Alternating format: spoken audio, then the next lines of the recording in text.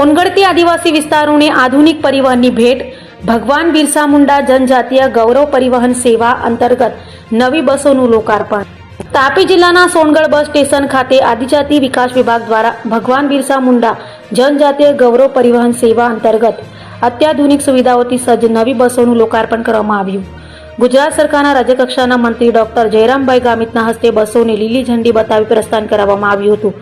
जनजाति विस्तारों में परिवहन व्यवस्था ने વધુ સુદ્રઢ બનાવવા राज्य सरकार द्वारा शुरू कराયેલી आ पहल हेठळ नवी बसों में मुसाफरों की सुरक्षा और सुविधा ने प्राथमिकता आपवामां आवी छे। बसों में सीसीटीवी कैमरा, रिवर्स कैमरा, कचरा पेटी, आरामदायक बैठकों तेमज अन्य आधुनिक सुविधाओं उपलब्ध कराववामां आवी छे। नवी बसों शुरू थता आदिवासी और अंतरियाळ विस्तारों विद्यार्थीओ, कर्मचारीओ, महिलाओं, खेडूतो और ग्रामजनों ने વધુ सुरक्षित, सरल और आरामदायक मुसाफरीनो लाभ मळशे।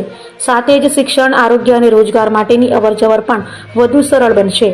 आ प्रसंगे उपस्थित महानुभावोए जणाव्युं हतुं के राज्य सरकार जनजाति विस्तारों में मार्ग और परिवहन सुविधाओं ने सतत मजबूत बनावी रही है।